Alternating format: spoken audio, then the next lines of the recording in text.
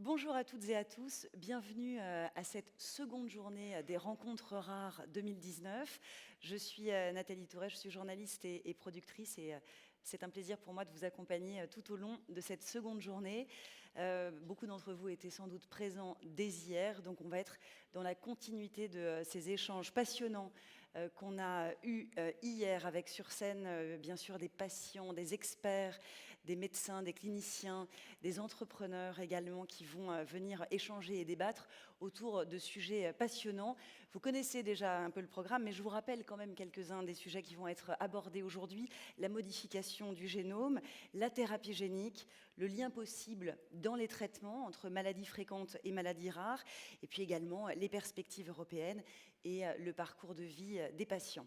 Alors pour arriver jusqu'à l'amphithéâtre, vous avez évidemment traversé cette zone, mais je vous rappelle également que pendant tous les temps de pause, bien sûr, l'Agora notamment vous accueille et tout l'espace qui est situé entre l'entrée et l'entrée de l'amphithéâtre. Vous pouvez assister aux présentations qui sont réalisées par nos partenaires, vous pouvez découvrir notre exposition, vous pouvez également trouver de l'intérêt à lire, à des posters scientifiques qui sont à votre disposition et bien sûr réaliser vos rendez-vous B2B. Avant de commencer, et pour ceux peut-être qui n'étaient pas là hier ou qui ne l'ont pas encore fait, je vous invite à télécharger l'application qui est donc les Rencontres Rares 2019, qui est disponible sur l'Apple Store ou sur Google Play pour le code Wi-Fi. Ah, il s'était inscrit juste derrière moi, mais vous avez sur les... voilà. Parfait, merci beaucoup. En régie, identifiant les Rencontres Rares 2019 et le mot de passe, bien sûr, pour accéder au Wi-Fi et télécharger cette application. C'est important, notamment pour la session qui va suivre. Donc, ce que je vous propose, c'est de la télécharger, de vous rendre, de scroller, de vous rendre dans l'onglet Interactivité qui se trouve en bas de votre écran, parce que la session qui va suivre va être justement interactive. Donc sans plus attendre, je vous propose de lancer cette seconde journée avec donc cette session qui est consacrée au génome, plus précisément aux implications et aux applications des modifications du génome. C'est à cela que vont s'intéresser les participants à cette première session de la matinée. Je vais leur demander de me rejoindre sur scène à l'appel de leur nom. Alexandre Méja, qui est chargé des affaires scientifiques internationales de l'AFM Téléthon. Bienvenue Alexandre. Alain Ovnanian, qui est généticien et dermatologue à l'hôpital Necker. Gabriel Martin, qui est directeur général de Vertex France. Alain Ovnanian, pardon, qui est également, bien sûr, généticien et dermatologue, également à l'Institut Imagine. Et cette session, eh bien, elle est animée par Anne-Sophie Chalandon. Bonjour Anne-Sophie, responsable des affaires publiques chez Sanofi Genzyme. Anne-Sophie, la parole est à vous. Et bonne session. Merci Nathalie. Bonjour à tous. On est très heureux de vous retrouver ce matin. Et pour vous réveiller, on vous propose de commencer par quelques questions avec une session interactive. Donc je vous invite à vous munir de votre téléphone portable et à cliquer sur l'application Rare que vous avez dû télécharger. Clémentine, on a une slide ? Alors, est-ce que vous êtes tous munis? Je vous laisse encore quelques secondes pour vous munir de vos téléphones.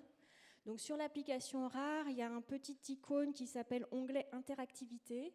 C'est sur celui-ci qu'il faut cliquer et normalement, vous allez avoir la question qui s'affiche sur vos téléphones. Donc, la première question, messieurs, que permet l'édition du génome? D'apporter une nouvelle copie du gène sans anomalie, de corriger ou de réparer un gène anormal ou d'apporter un ARN? Je vous laisse quelques secondes pour répondre.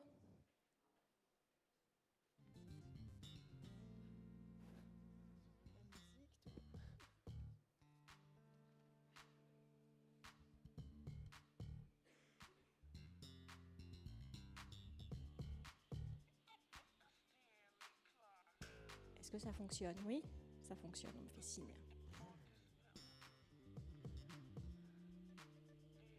On ne voit pas le taux de réponse s'afficher. Clémentine, quand tu vois un taux de réponse suffisant, c'est bon?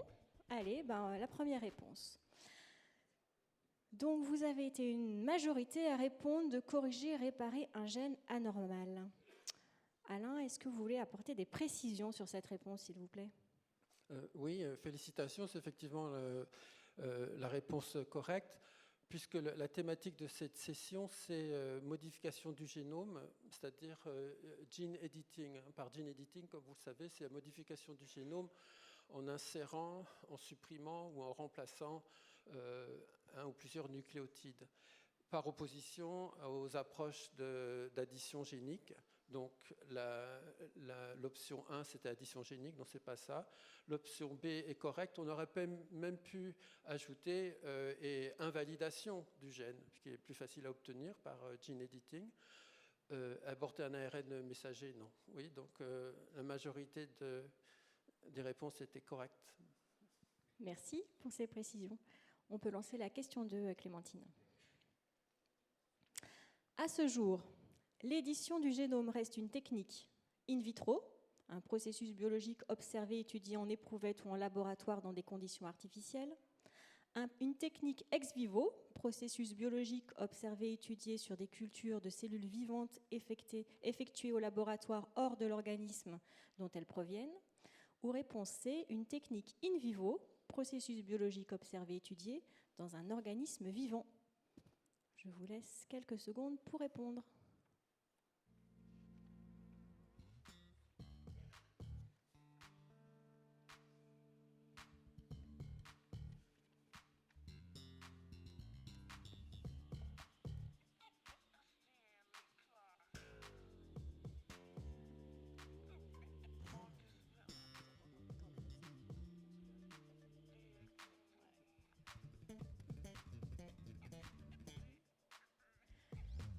Alors, on va voir vos réponses. Alors, un peu ex-aequo entre B et C, mais un petit peu de A. Et finalement, tout le monde a un petit peu juste, non ? Il faut le micro. In vitro, c'est discutable, parce que quand même, on fait ça sur des cellules. Donc, dans la mesure où il y a des cellules, c'est peut-être pas complètement in vitro, mais je comprends tout à fait qu'on ait pu répondre in vitro. Donc, in vitro ou ex vivo, OK. Par contre, in vivo, c'est vrai que moi j'ai vu, il y a de très rares essais cliniques dont on ne connaît pas les résultats, qui sont en cours et qui utilisent le CRISPR-Cas9, en particulier pour l'ambrose de Leber. Donc, c'est pas faux non plus. Donc je pense que toutes les réponses sont correctes. Voilà, c'était une question un peu piège. Toutes les réponses sont correctes.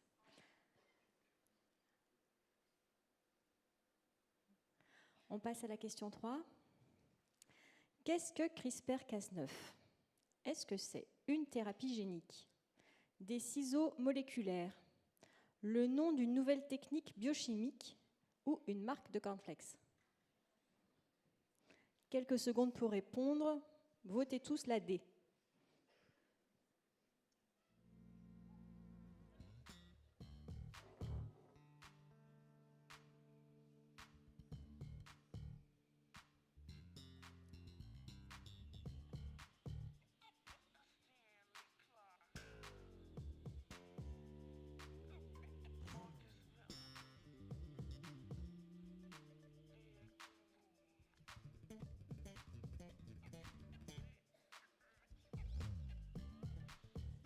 Alors, quelles ont été vos réponses ? Une majorité de B, c'est pas mal, hein ? Oui, c'est très bien, c'est tout à fait correct. Je pense qu'une nouvelle thérapie génique, oui, bien sûr, bien qu'il y ait peu ou pas d'exemples cliniques actuellement publiés in vivo. Des ciseaux moléculaires, certainement. Nom d'une nouvelle technique biochimique, oui. Ben vous êtes pas mal, hein ? Vous êtes plutôt bon ce matin. Une dernière question pour vous réveiller complètement. Quelle maladie pourrait-on soigner par édition du génome ? Est-ce que c'est toutes les maladies génétiques ? Est-ce que ce sont les maladies situées sur nos chromosomes ? Est-ce que ce sont les maladies mitochondriales ? Est-ce que ce sont les maladies immunologiques ? Ou alors toutes ces réponses sont potentiellement vraies ? Ou toutes les réponses sont fausses ? À vous de jouer.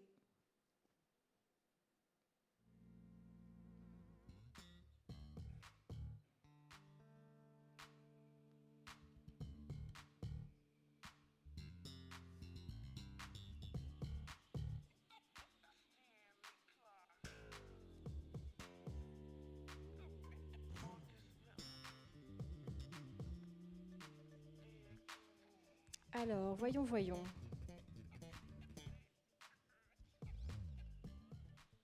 Oh là là, ils sont forts ce matin. Ils sont forts. On explique pourquoi ?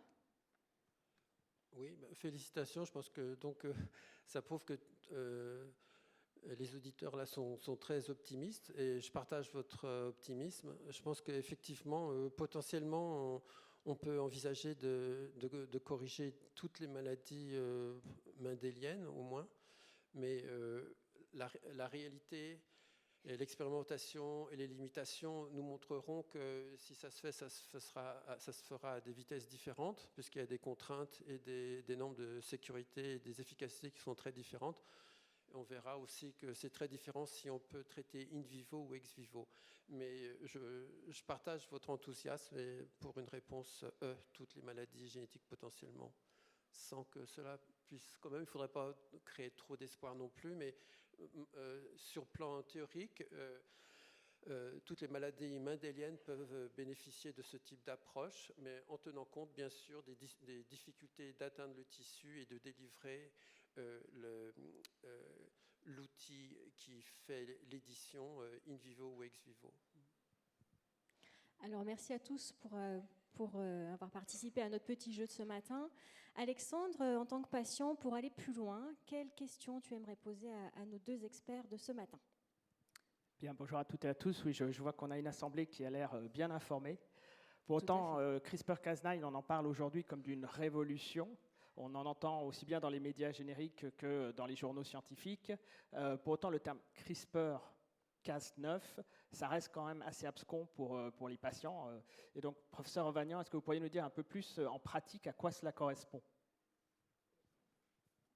Oui, bien sûr, mais étant donné les réponses qu'a donné l'audience, je pense que les gens savent bien. Donc, CRISPR, c'est un acronyme pour Clustered Regularly Interspaced Short Palindromic Repeats.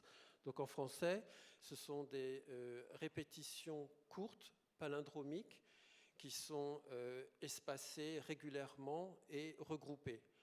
Alors, ça a répondu en partie à votre question, parce que vous allez me dire, et alors ? Mais c'est justement sur ce type de séquence que Emmanuel Charpentier et Jennifer Doudna ont modifié un petit peu le système en montrant qu'on pouvait en fait utiliser ce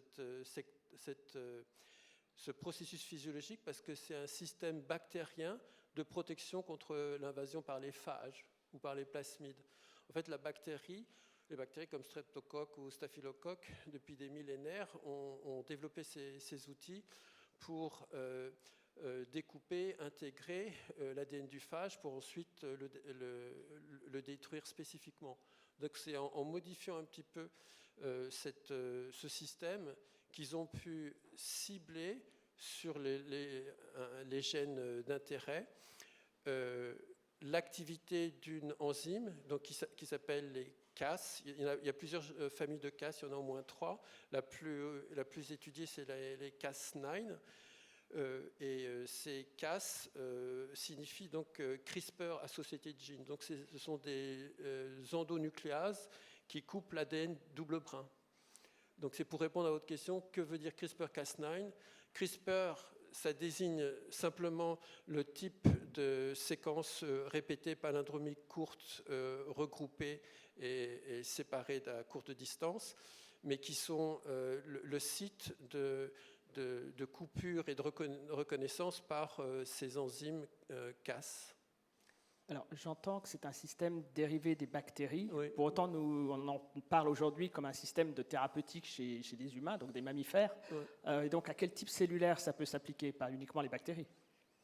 Ah non, mais c'est bien sûr le dérivé des bactéries, mais ça s'applique à toutes les cellules eucaryotes, et même plus que ça, puisque c'est maintenant utilisé chez les plantes, chez bien sûr les mammifères et chez l'homme. Et en plus, actuellement, l'utilisation est énorme. C'est-à-dire ça a remplacé tous les systèmes de gene editing préexistants, les talents, les méganucléases, les zinc finger, parce que c'est très facile faire synthétiser ce qu'on appelle les guides d'ARN, parce que pour amener l'enzyme là où on veut qu'elle coupe, en fait, on désigne, c'est le travail de Emmanuel Charpentier et Jennifer Doudna. En fait, ils ont fait ils ont fait une fusion un petit peu des séquences qui doivent être nécessaires et suffisantes pour attirer, pour apporter la Cas9 là où on veut, pour qu'elle coupe là où on le veut. Donc, si vous voulez, ce système-là, il est transposable à n'importe quel type cellulaire, bien qu'il ait été initialement développé chez la bactérie. Donc on l'entend, c'est un système qui, comme vous le dites, remplace des technologies qui avaient été utilisées par le passé, qui s'appliquent à tous les types cellulaires. En application recherche, concrètement, dans les laboratoires, qu'est-ce que cela permet de faire ? Alors, on utilise tous les jours, hein. C'est pour invalider un gène pour lequel vous posez la question à quoi il sert dans ma maladie ou dans le système cellulaire que j'étudie. Alors vous le faites soit in vitro dans les cellules, donc, soit vous le faites in vivo chez la souris, et ça a complètement révolutionné la transgénèse. C'est-à-dire maintenant on fait des knockouts de souris ou d'autres modèles murins beaucoup plus facilement, dans le zebrafish aussi, dans la drosophile. Et ça a accéléré vraiment la recherche. Mais vous voyez, je parle d'invalidation. Donc là, on détruit le gène dont on veut étudier la fonction. En biologie, c'est fréquent. Pour étudier la fonction d'un gène, il faut regarder les conséquences dans la cellule quand il ne fonctionne plus. Maintenant, c'est quand même beaucoup plus difficile de réparer la fonction, parce qu'on est là ici pour parler du traitement des maladies. Et souvent, idéalement, on peut penser que ça peut passer en tous les cas par la réparation de l'anomalie initiale génétique qui cause la maladie. Ouais. Donc on a effectivement un outil qui permet de créer des modèles dans les laboratoires, qui est utilisé couramment.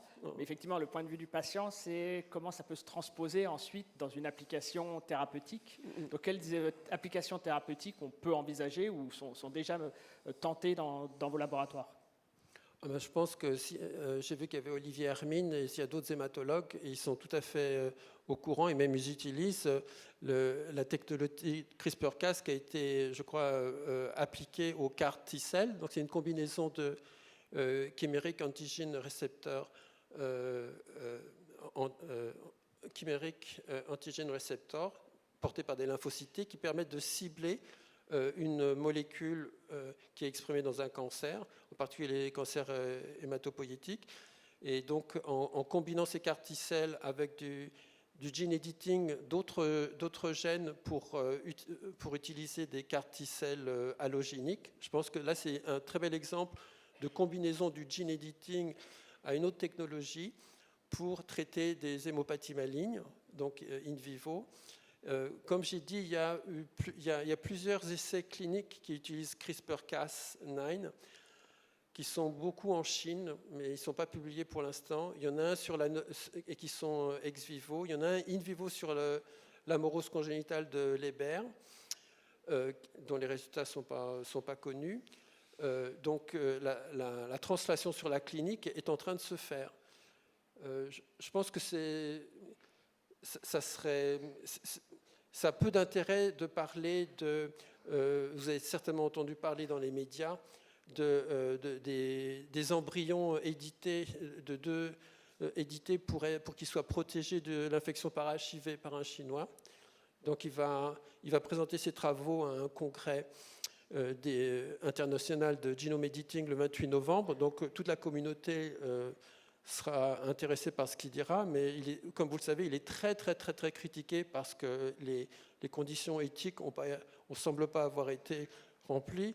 Il a publié sur YouTube, il n'y a pas de publication scientifique, donc ce n'est pas une bonne publicité, si vous voulez, pour le gene editing. Mais bon, les restes, et puis c'est bien sûr une intervention sur un embryon, ce qui n'est pas vraiment autorisé chez nous. Donc on voit plein de potentiel. Souvent, quand il y a des nouvelles technologies comme ça qui ont un grand potentiel, ça intéresse aussi les industriels. Est-ce que, Monsieur Martin, c'est déjà quelque chose où les industriels ont acquis la technologie, ou en tout cas ils cherchent des applications ? Oui. Merci d'abord Anne-Sophie Chalandon de nous avoir invités pour effectivement témoigner de notre expérience. Alors, le laboratoire Vertex, pour ceux qui ne le connaissent pas, c'est un laboratoire qui s'est consacré depuis plus de 20 ans à la recherche de solutions contre la mucoviscidose. Et Aujourd'hui, nous avons un accord de co-développement avec CRISPR Therapeutics. Nous faisons tout main dans la main avec CRISPR Therapeutics. Et ça nous a permis effectivement d'accéder à cette technologie CRISPR-Cas9 dans une logique et dans je dirais une application potentielle d'abord dans la mucoviscidose. Et donc, de ce point de vue, c'est à la fois un développement pour nous, je dirais, original et à la fois logique. Alors, original parce que l'entreprise s'est fondée autour d'une équipe de chimistes et ça a durablement impacté, je dirais, la culture de recherche de l'entreprise. Donc, de ce point de vue-là, c'était original, mais à la fois logique parce que l'objectif vraiment de Vertex depuis sa création, c'est de trouver une solution à tous les patients atteints de mucoviscidose. Or, depuis 20 ans, et énormément d'investissements faits par le laboratoire, on parle de 11 milliards de dollars investis pour la recherche dans la mucoviscidose par Vertex, on a découvert, développé et mis à disposition 4 molécules qui permettent réellement de répondre aux besoins des patients, dont la dernière vient d'être approuvée aux États-Unis et est en cours d'évaluation en Europe. Et cette molécule aura pour qualité, pour potentiel en tout cas, de traiter le problème de la mucoviscidose chez 90% des patients. Mais vous le voyez, il y a 2 problématiques en fait liées à ça. C'est qu'on est on est tout d'abord dans des thérapies qui ont pour objectif de stopper la progression de la maladie. Ce sont donc des thérapies chroniques qu'il faut prendre à vie. Et donc, on n'est pas dans une solution unique et curative en une fois, comme pourrait l'être la thérapie génique. Et de 2, je vous l'ai dit, ça concerne 90% des patients, parce que 10% des patients atteints de mucoviscidose ne synthétisent absolument pas la protéine à l'origine de la maladie, qui est la cible même de nos molécules. Donc, pour aller au bout de notre raisonnement et de notre orientation de recherche, si on ne s'était pas intéressé à la thérapie génique, on n'aurait pas de solution à proposer, au moins pour 10% de ces patients-là. Donc, de ce point de vue-là, c'est totalement logique de nous être tournés vers cette technologie CRISPR-Cas9 et on attend énormément de son potentiel pour ces patients-là dans le futur. Alors, je voudrais dire aussi que ça nous a, à nous, ouvert la porte à envisager des solutions sur d'autres aires thérapeutiques. Et pour être un petit peu plus concret, puisque le professeur Rovignani en parlait, dans la mucoviscidose, on est vraiment sur une logique de comment on va pouvoir utiliser cette technique in vivo chez des patients qui ont la pathologie en eux et comment on va pouvoir modifier finalement et remplacer réellement la séquence mutée par une séquence faisable. Donc il y a encore énormément de travail à faire de ce point de vue-là. Mais il y a d'autres pathologies dans lesquelles on est plus avancé, notamment la bêta-thalassémie et la drépanocytose, qui sont 2 pathologies du sang, des pathologies des globules rouges avec des hémoglobines en fait, qui sont mal formées et du coup des conséquences qui sont à la fois des conséquences anémiques et à la fois des conséquences de modification réellement de la forme des globules rouges qui peuvent amener dans une forme comme dans l'autre des phénomènes en fait, d'obturation, enfin réellement de problématiques mécaniques avec des occlusions et qui entraînent des dommages organiques. Et donc sur ces 2 techniques-là, on a des essais de phase 1-2 qui ont démarré, puisque là, on est effectivement dans une logique où on va chercher à empêcher un phénomène naturel qui est un phénomène d'inhibition de l'hémoglobine fœtale. À la naissance, vous, nous tous, nous avons une hémoglobine fœtale qui est remplacée par l'hémoglobine adulte, et c'est cette hémoglobine adulte qui est défaillante chez ces patients-là. L'objectif là est de faire en sorte de casser le mécanisme de remplacement de l'une par l'autre et de permettre à l'hémoglobine fœtale in fine de jouer le rôle que ne peut plus jouer l'hémoglobine adulte chez ces patients-là.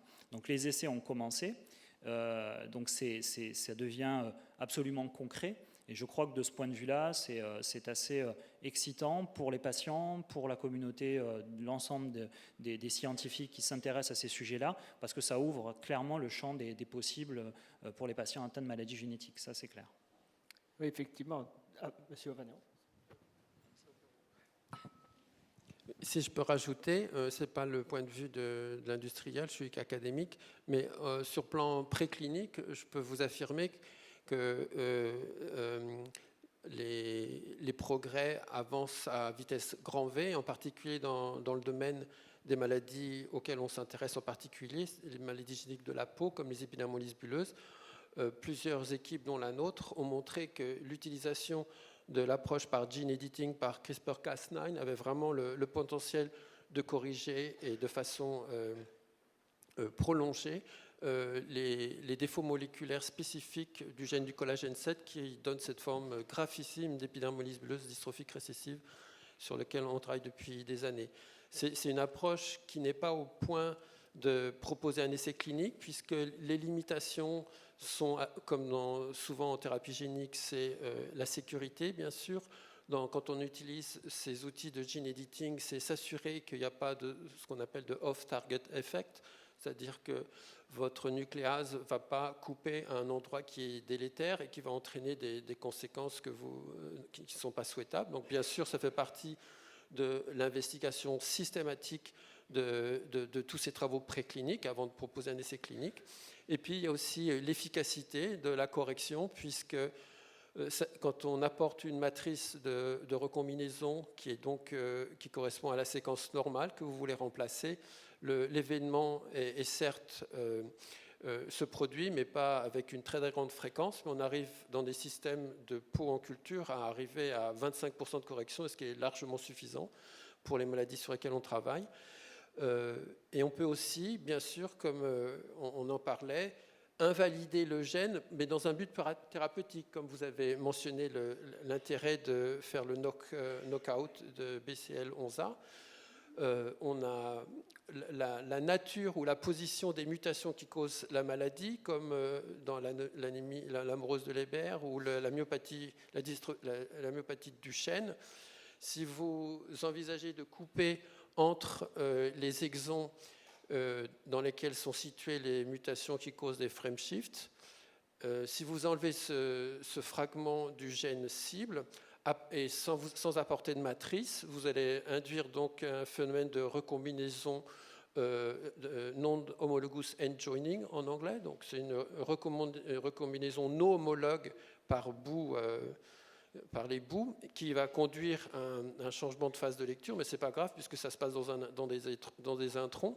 Donc vous pouvez quand même utiliser la propriété de ce système CRISPR-Cas9 d'invalider pour corriger une maladie. Mais ça dépend vraiment de la nature, de la position des mutations que vous voulez corriger et du système que vous étudiez. Donc en fait, tous les systèmes sont spécifiques, bien sûr. Ils sont encore plus spécifiques parce qu'en fonction de la nature de la maladie, c'est une approche ex vivo ou in vivo que vous allez pouvoir envisager. Mais le domaine est en pleine explosion et suscite d'énormes espoirs. Ouais. Donc, j'entends, il y a encore des défis techniques, technologiques, mais vous mentionniez tout à l'heure aussi cet exemple d'enfants potentiellement ou supposés protégés contre le VIH. Donc je pense qu'il y a aussi certainement de vrais défis ou de vraies questions à la fois réglementaires, éthiques autour de l'application de ces pathologies. Oui, complètement, je suis parfaitement d'accord avec ça. Il y a évidemment le process, par définition, le process de recherche et développement est un processus long et un processus risqué. Quand il s'agit de techniques de modification des génomes, ça l'est d'autant plus, non seulement parce que les techniques sont récentes et elles sont en plein essor et on est en train de travailler dessus, mais aussi, je crois, parce que ça touche réellement au vivant, réellement à la nature même de l'homme, et donc ça amène, je dirais, des implications d'une complexité qui est assez inédite. Et on parlait des défis à relever. Il y a évidemment tous les défis scientifiques, vous en avez parlé, il y a la question de comment réussir aujourd'hui, au-delà de l'ex vivo à l'in vivo, ça correspond à quels sont les vecteurs que nous allons pouvoir trouver pour amener ces pathologies à l'endroit où il faut et pas ailleurs, comment on va pouvoir s'assurer aujourd'hui effectivement de la spécificité complète, parce que même si par nature c'est un système qui se veut extrêmement spécifique, il faut s'assurer qu'on ne soit pas en situation d'avoir des mismatchs et finalement des impacts encore plus délétères pour les patients que l'est la pathologie en elle-même. Il faut aussi réfléchir à comment s'assurer in fine du fait que les modifications que nous allons apporter puissent être soutenables dans le temps, c'est-à-dire qu'on va pouvoir les retrouver et qu'elles seront réellement stables chez le patient. Donc tout cet aspect défi scientifique existe. Il y a un défi technologique. Une fois qu'on aura réellement considéré et réussi à faire de la thérapie génique et à avoir des résultats qui soient probants, c'est comment l'utiliser à l'échelle industrielle de façon maîtrisée. C'est aussi penser quels vont être les parcours de soins qui vont être associés à ces prises en charge, et là-dessus, il y a beaucoup de travail à faire. Il y a un aspect effectivement réglementaire. Quel suivi aujourd'hui sur le long cours des patients qui ont reçu ce type de thérapie à base de transformation du génome? Et puis il y a un défi aussi, il ne faut pas se leurrer, un défi économique et financier. Comment aujourd'hui, sur des thérapies qui vont avoir pour objectif de guérir les patients, comment on va pouvoir faire assumer ça aujourd'hui par, je dirais, la collectivité nationale, sur quel modèle, dans quelle durée. Donc il y aura besoin d'être extrêmement imaginatif de ce point de vue-là. Et on le voit, les défis seront grands et seront importants. Maintenant, je pense qu'il ne faut pas qu'on ait peur de ces défis, parce que je crois que l'espoir que ça représente pour les patients est encore plus grand. Et donc, c'est aussi à nous, industriels, de prendre nos responsabilités par rapport à ça, de continuer à travailler avec l'ensemble des acteurs impliqués dans ces développements pour arriver à solutionner l'ensemble de ces problématiques. Ce que je voudrais dire aussi, et c'est important, si la technologie CRISPR-Cas9 est extrêmement prometteuse aujourd'hui, elle n'est pas la seule. Et c'est aussi important pour nous, industriels, de prendre des responsabilités par rapport à ça et d'envisager que pour une pathologie donnée, cette voie-là existe, mais d'autres voies existent. Et de continuer à investir non seulement dans cette voie, mais aussi dans d'autres voies, parce qu'on le voit bien souvent, le fait de focaliser de façon trop importante dans une seule et unique voie peut avoir ses côtés négatifs. On en a un exemple très précis dans la mucoviscidose, où en 89, quand le gène a été identifié, gène à l'origine de la protéine mutée qui engendre la pathologie, il y a énormément d'enthousiasme au sein de la communauté médicale et de la communauté scientifique en pensant qu'effectivement, grâce à la thérapie génique, on allait pouvoir finalement traiter l'ensemble des patients atteints de mucoviscidose. C'était en 89, il y a 30 ans, et aujourd'hui, on n'y est pas encore. Par contre, Vertex a investi dans d'autres voies de thérapie protéique qui ont porté des résultats extrêmement intéressants pour ces patients-là. Donc je crois qu'il faut toute raison garder, c'est-à-dire se dire effectivement être extrêmement optimiste par rapport à la technique parce qu'elle ouvre un champ des possibles qui est extrêmement intéressant, mais il faut aussi comprendre qu'on n'y est pas encore complètement pour l'ensemble des maladies génétiques et que nous devons ensemble d'explorer toutes les voies possibles pour pouvoir amener des espoirs importants aux patients.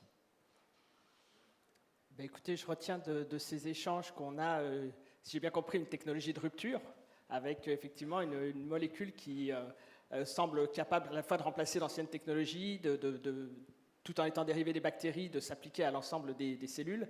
J'entends parler de diverses applications, aussi bien d'inactivation de gènes que de correction de mutations, aussi bien ex vivo que in vivo. Moi, j'avoue que du point de vue du patient, c'est effectivement quelque chose qui est extrêmement porteur d'espoir.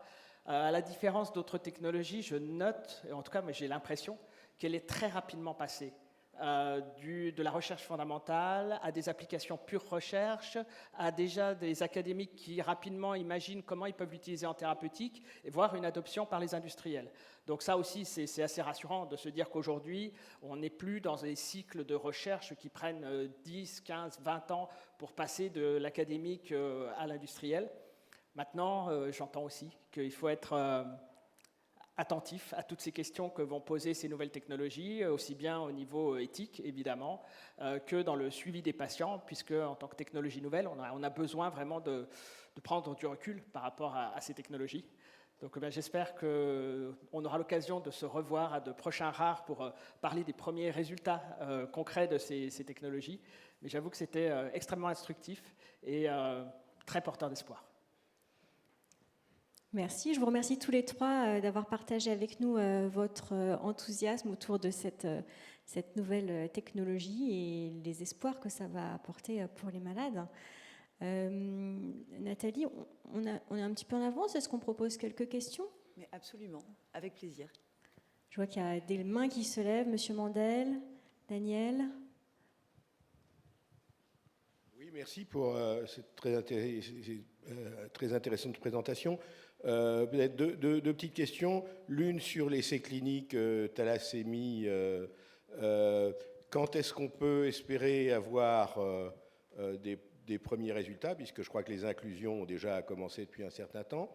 Et deuxièmement, on a eu hier pas mal de discussions sur l'accès aux essais cliniques en France et les difficultés.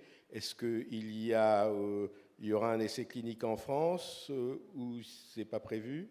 Alors, donc je vais essayer de répondre aux deux questions. Pour la première question, oui, vous avez raison, les inclusions ont commencé, mais elles sont très limitées aujourd'hui, puisque que ce soit pour la bêta-thalassémie ou que ce soit pour la drépanocytose, pour l'instant, il y a un patient et un seul dans chacune des pathologies.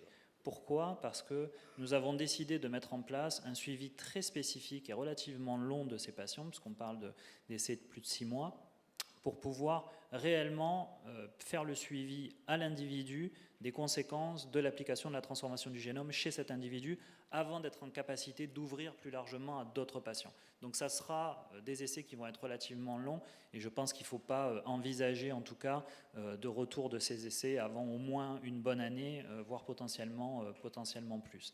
Et après, pour ce qui concerne effectivement l'ouverture en termes d'essais cliniques plus large sur d'autres phases à la France, la question est posée et bien posée. Pour être tout à fait franc, les décisions ne sont absolument pas à ce niveau-là encore au niveau du laboratoire. Mais je vous tiendrai au courant à un autre rare potentiellement. Une deuxième petite question aux deux, en fait, puisqu'il y a une explosion des technologies autour de CRISPR, et notamment maintenant les histoires de base editing ou de prime editing. Est-ce que notamment le base editing qui pourrait peut-être permettre de faire vraiment de l'édition très précise, est-ce que vous avez commencé à travailler là-dessus ou qu'est-ce que vous en pensez? J'ai choisi de ne pas vous parler du base editing, mais j'ai eu tort. Mais effectivement, c'est extrêmement... c'est un potentiel qui est très intéressant. Ça a déjà été... Il y a des preuves précliniques que ça marche pour certaines maladies génétiques de la peau sur lesquelles on travaille. Et donc, je rappelle le principe, c'est de lier à une casse qui ne coupe pas une enzyme qui va déaminer une cytidine ou déaminer une adénine. Et ça vous permet donc de transformer une cytidine en thymine ou une adénine en guanine. Et en fonction du codon qui est muté, ça peut permettre de corriger la mutation. Donc c'est potentiellement très très intéressant pour les mutations ponctuelles. Et je pense que c'est un domaine qui est en pleine explosion et ça marche bien in vitro. Mais à ma connaissance, il n'y a pas d'essai clinique. Ouais. Pour le laboratoire, c'est effectivement une technique que l'on regarde et avec laquelle on a des contacts évidemment avec les personnes qui s'occupent de ces sujets. Maintenant, je ne suis pas autorisé à pouvoir vous en dire beaucoup plus sur comment nous avançons sur ces sujets-là, mais c'est effectivement, et ça montre dans ce que je disais tout à l'heure, CRISPR-Cas9, c'est le début en fait. Et en termes de technique et d'évolution même d'utilisation de la technique, on s'aperçoit que ça va nous amener sur une piste et potentiellement sur plusieurs autres pistes de solutions. Donc on va regarder ça de très près, on va essayer de travailler au mieux avec les personnes qui s'intéressent à ce sujet. Mais ça promet, et juste pour rejoindre ce que vous disiez tout à l'heure, je crois qu'on est vraiment dans une phase d'accélération. Maintenant, il est assez clair que CRISPR-Cas9, en tant que technique, est une technique qui, sur le plan du gene editing, va être la technique d'avenir. Et je crois que par rapport à ça, ça intéresse aussi de plus en plus d'équipes au travers le monde qui vont aller en modifiant, en améliorant, en optimisant la technique.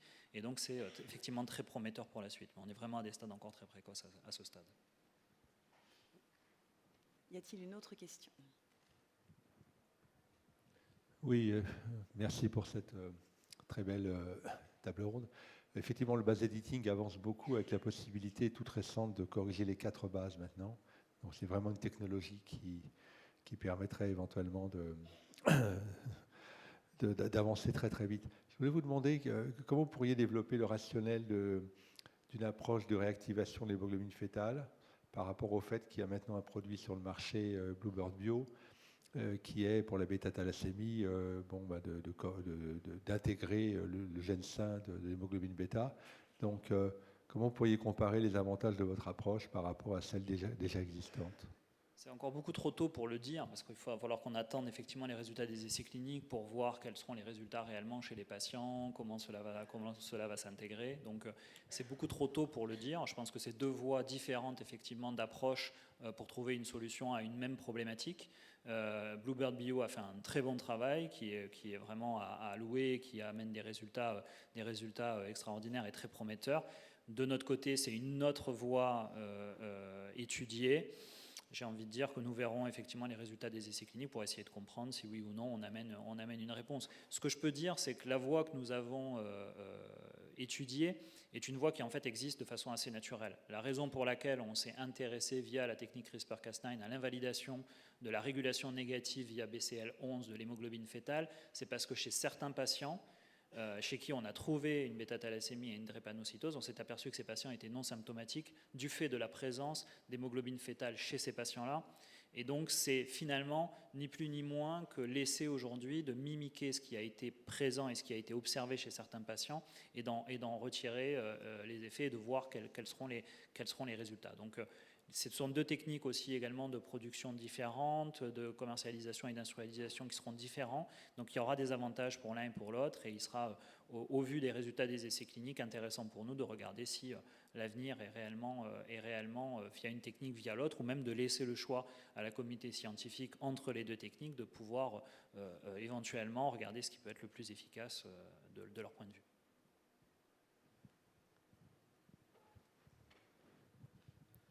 Bonjour, je m'appelle Patrick Morel, je représente le Kiwanis International. Je voudrais poser une question aux deux intervenants. Pour ce qui concerne évidemment les applications de CRISPR-Cas9 au niveau somatique, évidemment, in vivo donc. Alors on a commencé par de l'ex vivo, effectivement, ou de l'in vitro. Mais bien évidemment, l'intérêt vraiment, dans le cas par exemple dans le mucoviscidose, c'est d'aller à l'in vivo le plus tôt possible.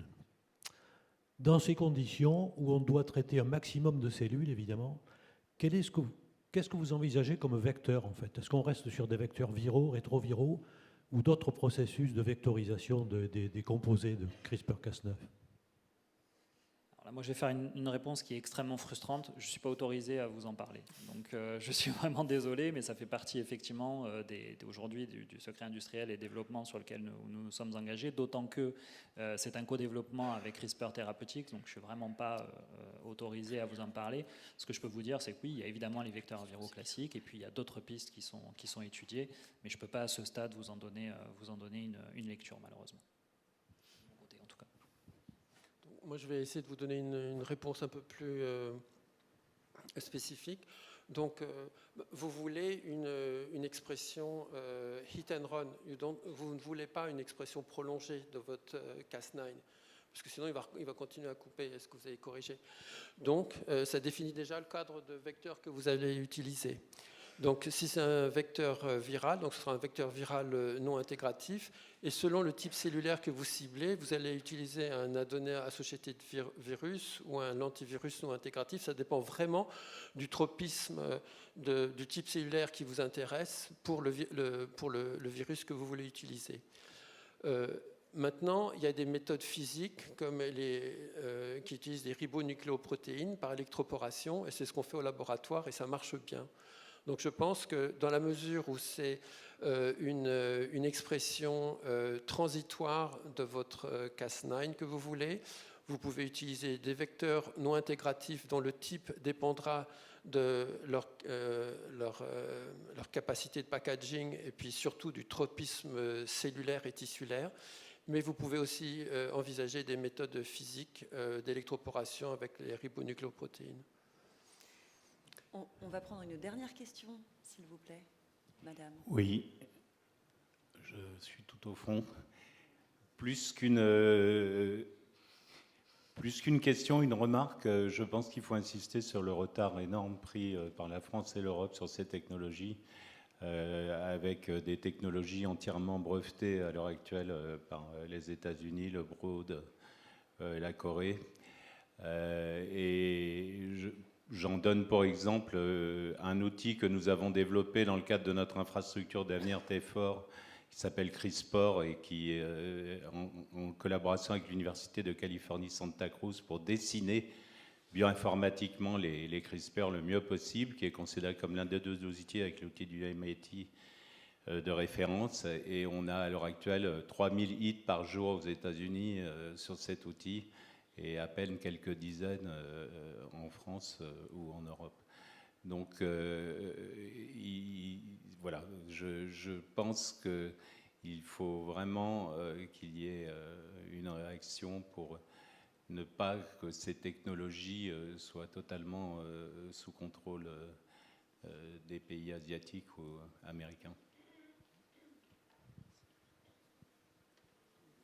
Je suis tout à fait d'accord avec vous, mais ça dépasse certainement le cadre de cette réunion. Mais je suis tout à fait d'accord avec vous et on vit ça aussi pour les autres types d'approches de thérapie génique.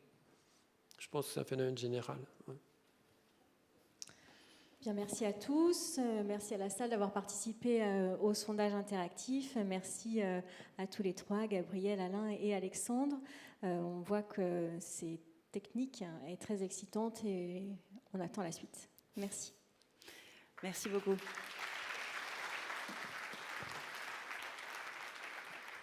Merci également à vous tous dans le public d'avoir joué le jeu de l'interactivité et merci pour vos questions.